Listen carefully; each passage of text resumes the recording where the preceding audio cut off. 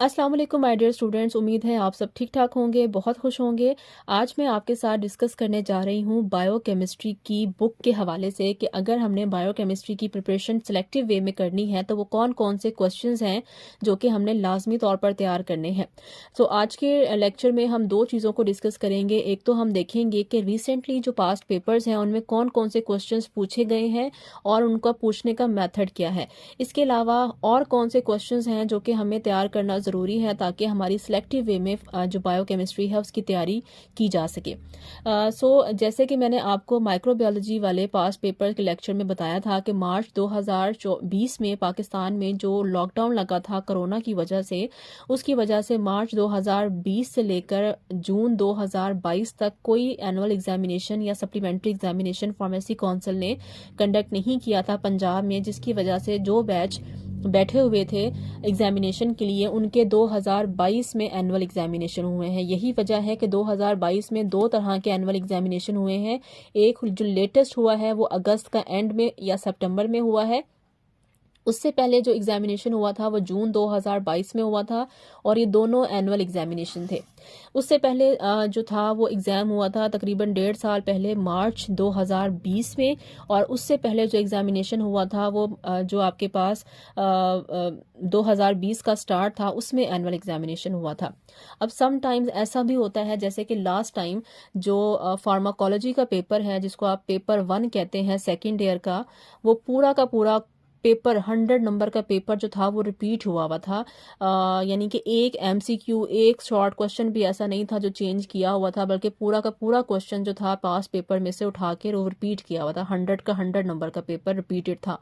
ये ज़रूरी नहीं है कि हर दफ़ा आपका पेपर जो है वो न्यू हो। सम टाइम्स ऐसा भी हो जाता है कि आपका पूरा का पूरा पेपर रिपीट हो रहा होता है। आपने पास्ट पेपर्स को ज़रूर देखना है।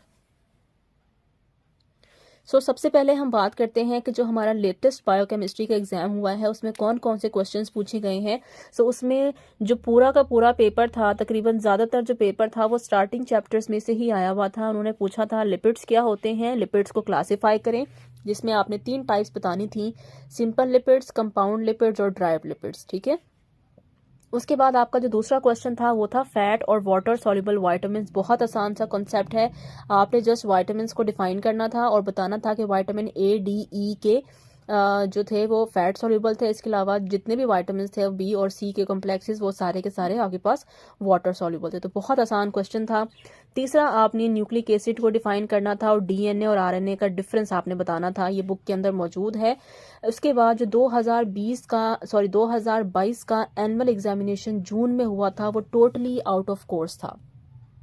ठीक है, आप इन क्वेश्चंस को पढ़ के देख लें। इसमें से कोई भी क्वेश्चन ऐसा नहीं है जो कि आपकी बुक के अंदर मौजूद है और ना ही कोई मैट्रिक लेवल का बच्चा इसको अटेम्प्ट कर सकता है। समटाइम्स ऐसा भी हो जाता है, आई थिंक ये फर्स्ट टाइम ऐसा हुआ है फार्मेसी काउंसिल की हिस्ट्री में कि एक बुक के सारे क्वेश्चन जो थे वो आउट ऑफ सिलेबस आए हुए थे। यही वजह थी कि इस ईयर में जो बच्चों की सप्ली की रेशो थी वो ज़्यादा थी। इसकी बेसिक वजह जो मुझे लगती है वो ये थी क्योंकि ये वो सेशन था जो कि जिनके एग्ज़ाम 2020 में होने थे, लेकिन 2020 में कोरोना की वजह से उनके एग्जामिनेशन नहीं हो पाई और उनका 2020 भी गया, 21 भी गया और 22 में जाके जब उनकी एग्जामिनेशन हुई तो फार्मेसी काउंसिल ने शायद ये सोचा कि क्योंकि बहुत ज़्यादा टाइम बच्चों को मिला है पढ़ने के लिए, लिहाजा पेपर जो है वो टफ बनाया जाए। और सिर्फ ये वाला पोर्शन था जो टफ था, बाकी जितने भी पोर्शन थे माइक्रोबायोलॉजी के, फिजियोलॉजी के, एनाटमी के, वो सारे के सारे बुक में से मौजूद थे। ठीक है, तो ये वो क्वेश्चन थे जो मेरा ख्याल है कोई भी बच्चा इस लेवल का अटेम्प्ट नहीं कर सकता, तो इस पे आपको टाइम वेस्ट करने की ज़रूरत नहीं है। ठीक है, उसके बाद आपके पास आ जाता है 2020 में जो सप्लीमेंट्री का एग्जाम हुआ था, उसमें आपसे सोर्स ऑफ कार्बोहाइड्रेट्स पूछा था, जिसमें आपने प्लांट सोर्स भी बताना था और एनिमल सोर्स भी बताना था। What is the classification of polysaccharide, explain with example. इसमें आपने जस्ट पॉलीसेकेराइड्स को बताना था। ठीक है, ना मोनोसेक्राइड, डाइसेक्राइड, ओलिगोसेक्राइड को एक्सप्लेन नहीं करना, इसमें आपने स्टार्च, सेलुलोज, उन चीज़ों को एक्सप्लेन करना था। Briefly explain the concept of growth hormone, तो इसमें आपने ग्रोथ हार्मोन्स के फंक्शंस बताने थे। 2020 में जो एनुअल एग्जामिनेशन हुआ था उसमें भी उन्होंने पॉलीसेक्राइड्स के बारे में पूछा था और उसकी क्लासिफिकेशन पूछी हुई थी, हेट्रोपॉलीसेक्राइड, होमोपोलीसेकेराइड। तो ये देखा जाए तो कार्बोहाइड्रेट्स का जो टॉपिक है, चैप्टर है, वो चैप्टर नंबर 1 भी है आपकी बुक के अंदर। ये बहुत इंपॉर्टेंट आपका जो है वो चैप्टर है। दूसरी इंपॉर्टेंट चीज़, अगर आपने किसी भी बुक की तैयारी करनी हो और आपको लगता है कि आप पूरी बुक तैयार नहीं कर सकते, तो कम से कम जो पहली हाफ बुक है उसको आप अच्छे से तैयार कर लें। ज़्यादातर जो क्वेश्चंस पूछे जाते हैं वो स्टार्टिंग चैप्टर्स में से ही पूछे जाते हैं। लास्ट 2 ईयर्स के अगर आप पेपर उठा कर देखें तो तकरीबन सारा का सारा पेपर जो है वो पहले 6 चैप्टर या पहले 5 चैप्टर्स में से उठाया गया है। ठीक है, तो पहले जो 6 चैप्टर्स हैं हर बुक के, वो आप बहुत अच्छे से तैयार कर लेंगे। सेकंड जो क्वेश्चन आपसे पूछा था वो आपने इंसुलिन का बताया था, आपने इंसुलिन के इफेक्ट्स बॉडी पे बताने हैं। और तीसरा क्वेश्चन आपसे विटामिन डी के बारे में पूछा गया है। सबसे आसान चीज़ है कि किसी भी अगर आपसे विटामिन के बारे में क्वेश्चन पूछ लिया जाता है तो जस्ट आप उसका केमिकल नेम लिखें, आप उसका जो है वो सोर्स लिखें जो कि सबका सेम होता है। इसके अलावा आप उसके 3 से 4 फंक्शंस लिख दें कि वो क्या काम करता है, और उसका एक डेफिशिएंसी आप लिख कर आ जाएं, जो कि मैंने आपको ऑनलाइन लेक्चर्स में समझाई हुई है कि हर विटामिन की कमी से एक ख़ास किस्म की बीमारी होती है। सो आपने वो एक डेफिशिएंसी भी अगर आप लिखाएंगे तो आपके 4.5 नंबर आराम से आ जाएंगे। सो ये तो आपके पास हो गए कुछ एनुअल एग्जामिनेशन। इसके अलावा 2015 का भी एक एनुअल एग्जामिनेशन हुआ था, वो भी मैं आपके साथ शेयर करती हूँ। ये है जनाब 2015 का एनुअल एग्जामिनेशन, जिसमें आपसे classification of carbohydrates, again very important question. उसके अलावा आपसे function of enzymes, vitamin B और विटामिन सी के बारे में पूछा हुआ है, जेनेटिक इंजीनियरिंग के बारे में पूछा हुआ है, और प्रोटीन्स के फंक्शंस के बारे में पूछा हुआ है। याद रखिएगा, अगर आपसे प्रोटीन या अमाइनो एसिड के फंक्शंस के बारे में पूछा जाए तो दोनों एक ही चीज़ हैं। अगर वो अमाइनो एसिड भी पूछता तो भी आप फंक्शंस ऑफ प्रोटीन लिखकर आ सकते थे। ठीक है, सो आपने कोशिश ये करनी है कि आपने जो पहले 4 मैंने आपको पास्ट पेपर्स बताए हैं, आपने उनको अच्छे से तैयार करना है। और उसके अलावा 15 से 16 क्वेश्चंस और हैं जो मैंने आपके लिए सिलेक्ट किए हैं पूरी बायोकेमिस्ट्री में से। सो आपने इनको भी अच्छे से तैयार करना है। पहला क्वेश्चन जो आपने है वो आपने कार्बोहाइड्रेट्स को डिफाइन करना है और इसके फंक्शंस बताने हैं। ठीक है, जितने भी आपके चैप्टर्स हैं, carbohydrates, lipids, protein, nucleic acid, hormones, vitamin, उन सब के फंक्शंस आपको पता होना चाहिए। ठीक है, आप 5-5 फंक्शंस भी याद कर लें तो भी बहुत है। सेकंड क्वेश्चन है कि मोनोसेक्राइड और डाइसेक्राइड्स में आपने एक्सप्लेन करना है, इनकी डेफिनेशंस बतानी है और जस्ट 2-2 एग्जांपल्स आप लिख दें। तीसरा है कि सिंपल लिपिड्स क्या होते हैं, उनको आप डिफाइन करेंगे, उनके नाम लिखेंगे कि फैट्स, ऑयल, वैक्सेस। और उसके अलावा आप कंपाउंड लिपिड्स क्या होते हैं उसकी आपने एग्जांपल्स देनी है। जस्ट डिफाइन एंड 2 एग्जांपल्स काफ़ी है। तीसरा आपके पास आता है डिराइव्ड लिपिड्स क्या होते हैं, जिसमें आपने डिराइव्ड लिपिड को डिफाइन करना है। और सैचुरेटेड और अनसैचुरेटेड फैटी एसिड के 3 डिफरेंस होते हैं, वो आपने जरूर मेंशन करने हैं। क्वेश्चन नंबर 5 है आपके पास लिपिड्स के फंक्शंस आपने बताने हैं। उसके बाद आपने प्रोटीन्स को डिफाइन करना है और प्रोटीन का स्ट्रक्चर बताना है, जिसमें primary structure, secondary structure, quaternary structure और टर्शियरी स्ट्रक्चर्स आते हैं। ठीक है, उसके बाद आपने प्रोटीन्स की क्लासिफिकेशंस बतानी है, सिंपल प्रोटीन, ड्राइव प्रोटीन, वो आपने, और एक एक एग्जांपल्स आप साथ साथ लिखते जाएंगे।